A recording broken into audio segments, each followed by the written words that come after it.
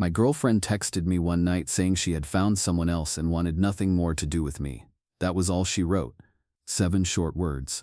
I replied with only 3 words. As you wish. After that, I blocked her credit cards and stopped paying for her lifestyle. A week later, her lawyer was trying to reach me in a panic. I am a 31-year-old man. On the outside, I look like a simple guy, but I run a logistics consulting company. I started it in my mid-20s with nothing except a used laptop and a lot of stress. The first few years were rough. I worked 80 hours a week, ate cheap noodles, and put every penny back into the business. After years of pushing through, I landed a huge contract and then another one. That was about 2 years ago. Suddenly, my small business became profitable. For the first time in my life, I had comfort and stability. 3 years ago, I also met Kayla. She was 28. At that time, she worked as a receptionist, but she dreamed of being a fine arts curator. She had passion but no money or connections to make it real. I was drawn to her. My whole life had been about work, and she seemed full of color and excitement. I believed in her dream, and for the first time I had the ability to help. I told her to quit her job if she hated it, focus on her art history studies, and take the unpaid internships she needed. I would pay for everything. I thought we were building a future together. For 3 years I paid her rent, which was $3,500 a month for a stylish downtown apartment. I co-signed her car lease, which was another $800 a month. I bought her clothes, organic groceries, and art supplies. I even gave her 2 credit cards on my accounts. I never checked the bills because I trusted her. I thought we were a team. This past Tuesday was supposed to be our 3-year anniversary. I made reservations at a restaurant she had wanted to try for months. I bought her a simple sapphire necklace that I knew she would love. I came home early, excited to surprise her. At 7:15, my phone buzzed. It was her text. She told me she found someone else and wanted nothing more to do with me. I stared at the screen for a long time. The shock felt like a punch. My chest was hollow. For a second I almost wrote back questions. Why? Who? What did I do wrong? But then a strange calm came over me. Her words were final. She had drawn a line. Nothing more to do with me. That was clear. So I replied with only "as you wish." Then I turned off my phone and opened my laptop. I went into consultant mode, like I was solving a problem for a client. The problem, a relationship had ended. The solution, cut all financial ties. First, I logged into my bank and removed Kayla as an authorized user on both credit cards. The system said it was instant. Next, I logged into the auto finance site. I couldn't cancel the car lease right away since I co-signed it, but I canceled the automatic payment. The next bill would not be paid. Then I pulled up the apartment lease. It was in my name, but there was a break clause. I had to give 60 days notice and pay 2 months rent as penalty. It was expensive but clean. I wrote a formal email to the property manager to end it. I also canceled every subscription tied to me. Netflix, Hulu, Spotify, her fancy gym membership, even the meal kit service. Then I went to the phone company and removed her from my family plan. In less than an hour, everything was shut down. When I finished, I felt nothing, just empty. I packed a bag, left the necklace on the counter, and went to stay at my brother's place. I didn't want to be there when she came back for her things. The whole week went by without a word. The silence confirmed it was over. On Friday, her cards must have started declining. She texted me a flood of messages, first pleading, then confused, then angry. I read them but never answered. Then a week later, I got an email. The subject line said, "Urgent regarding Kayla Vance." It was from a partner at a downtown law firm. He said he represented Kayla and needed to speak to me right away about my sudden and malicious stop of financial support. So my simple 3 words, "as you wish," were not the end for her. Update. The comments and advice I got after sharing this story helped me a lot. People reminded me to stay calm and not get pulled into her drama. As many suggested, I hired my own lawyer. My dad had worked with a man named Mr. Phillip for years on business matters. He was sharp, serious, and no nonsense. When I explained the situation, he looked over his glasses and said, "Well, son, looks like you've met a new kind of predator." Mr. Phillip read the email from Kayla's lawyer, a man named Mr. Bobby. He laughed at the phrase malicious cessation. He said it was basically legal language that sounded scary but meant nothing. He compared it to a toddler throwing toys across the room. He then wrote a crisp reply. He explained that Kayla and I were never married, had no joint assets, and that the relationship was over because she ended it. He also said that the financial support I gave her was voluntary and tied to the relationship, which no longer existed. He finished by saying all further communication should go through him, not me. I thought that would be the end of it, but instead of dropping it, Kayla's lawyer sent another letter. This time it was more careful. He suggested a confidential transitional support settlement. The letter claimed Kayla had invested years of emotional and professional effort into the relationship, and my sudden withdrawal of support had hurt her career and caused her emotional distress. They demanded I keep paying her rent and car for 6 months, plus give her $20,000 as a parting gift. They warned that if I refused, there could be a long public lawsuit. It was obvious what this was, a shakedown. They were trying to scare me into paying to keep it quiet. Mr. Phillip told me to ignore it completely. He said if they wanted to waste money chasing this, let them, and that is where things stand now. My lawyer told me that if Kayla's lawyer really tried to file a lawsuit over this, it would basically be malpractice. Nothing would hold up in court. But the real drama started when the results of my choices finally hit her. On Saturday morning I got a call from Judith, the property manager of the apartment Kayla had lived in. She sounded stressed. Kayla had shown up at the building with her new boyfriend Russell. They demanded to be let in so they could take things from the apartment. Judith refused since Kayla wasn't on the lease. That was when Kayla started yelling that her life's work was locked inside. Russell tried to sound tough, telling Judith they could make things very difficult for her. Judith wasn't shaken at all. She just pointed at the no trespassing sign and told him to read it. Not long after, I got texts from Kayla herself. She ignored all the lawyer rules and came straight at me. She wrote that I couldn't just kick her out because her internship portfolio was still inside, and she had an important review the next week. She said the dealership called her because the Audi payment failed, and reminded me that I co-signed, saying I was hurting my own credit. She even called me stupid. I knew it was a bluff. My credit was excellent and I had plans to settle everything. Her next message said Russell was a good man, a real estate developer, and he couldn't believe how childish I was being. She claimed he told her I was playing games I couldn't win. I didn't reply. Instead, I screenshotted everything and sent it all to my lawyer, Mr. Phillip. He was thrilled. He explained that contacting me directly after lawyers were already involved was a serious mistake on her part. He laughed, saying she was a gift that keeps on giving. The lowest move came the next day. A friend of mine sent me a screenshot of Kayla's private Instagram story. It showed her with teary eyes, and the caption read something like, "Finally escaping a financially abusive and controlling relationship. The road ahead is scary, but I'm thankful for those who show me real support." Survivor. She was now painting me as an abuser, just because I stopped paying for her lifestyle after she dumped me.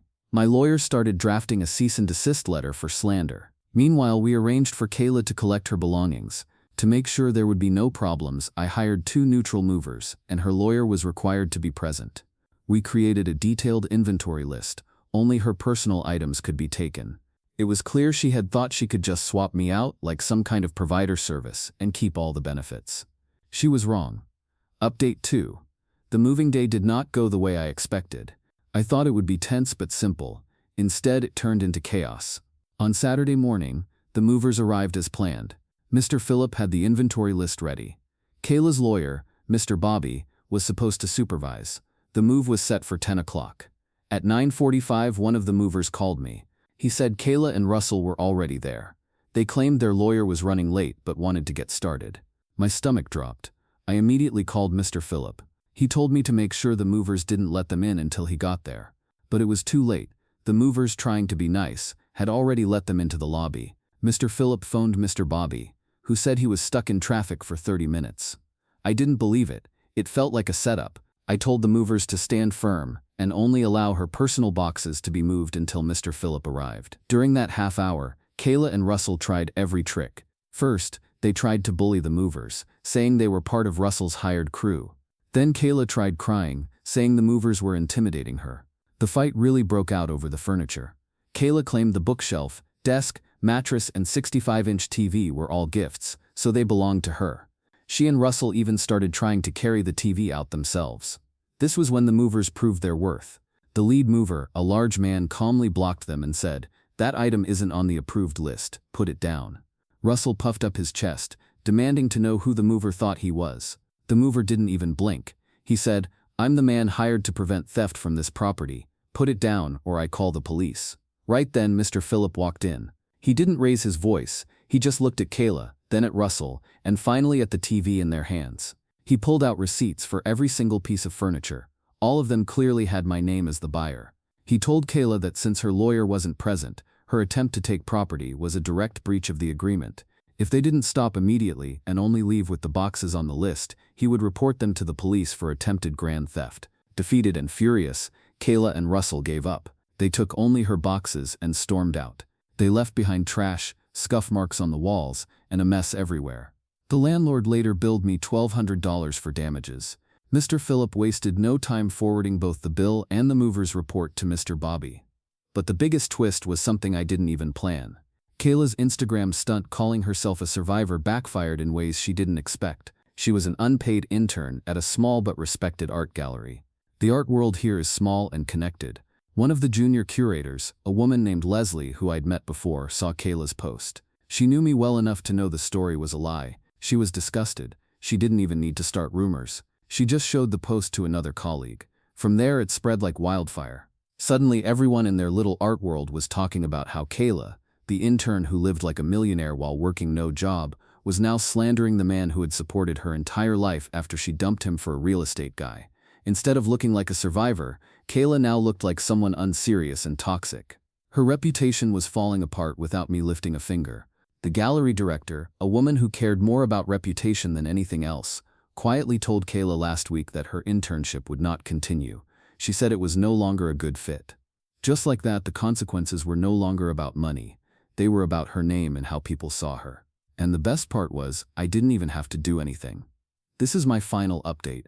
I'm writing it for one reason, to make sure the truth is clear. My earlier story spread farther than I ever imagined, and I want this last word to stand as the real version before I put it behind me. For a while after the last update, things calmed down. I donated all the furniture from the apartment to a charity that helps struggling families. Watching strangers carry those things out felt like a cleansing. It felt like the final cut of ties. I paid the lease break fee, handled the last utility bills, and with that, the apartment chapter was over. Life returned to a simple routine: work, gym, dinners with my brother. The anger I once felt turned into something duller, just a scar and a lesson I would never forget. The conclusion to this story came in two parts. The first part came from my lawyer, Mr. Phillip. After the mess with the movers, he sent Kayla's lawyer, Mr. Bobby, the bill for damages and the incident report. In return, Mr. Bobby sent one last loud and angry letter. Mr. Phillip's answer was calm and strong. He included a notice saying that if they tried to sue, we would hit back with a counterclaim.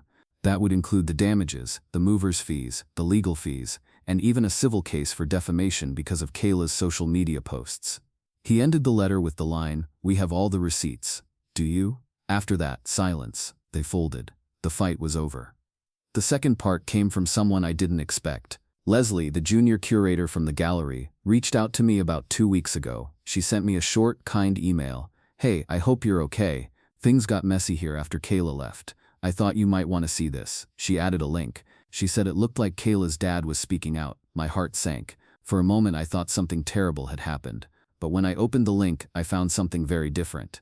It was a long, emotional Facebook post written by Kayla's father. He didn't use my name, but his words made it clear he was talking about his daughter's choices. He said Kayla had left a good and stable man who supported her dreams for someone flashy and fake, someone who lived on appearances instead of substance.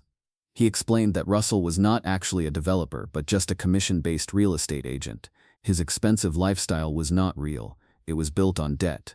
Kayla's demands and drama made things worse. The story of her losing her internship for unprofessional behavior spread into Russell's work circle. In real estate, reputation is everything. Being linked to messy drama, especially rumors of lawsuits, was poison. His sales fell. The financial pressure became too much. He and Kayla had a huge, explosive breakup.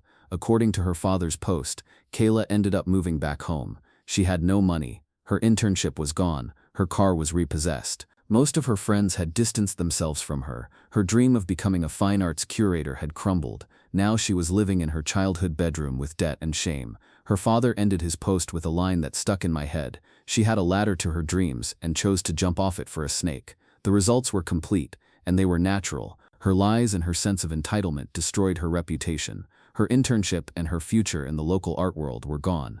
Her boyfriend, who was all flash and no substance, couldn't handle her needs. Their relationship collapsed under money problems and a bad name. Her attempt to bully movers and sue me for false promises backfired. Instead of winning, she left with nothing but bills and the threat of a counter lawsuit. Do I feel good about it? No. There's no joy. What I feel is something quieter. It's like a balance was restored. Justice isn't always dramatic. It isn't a lightning strike. Sometimes it's just the slow weight of gravity pulling everything back into place. I replied to Leslie and thanked her for reaching out. We had a short, friendly conversation. It felt good to speak with someone from that world without anger or lies hanging over it. It reminded me that not everyone is a predator.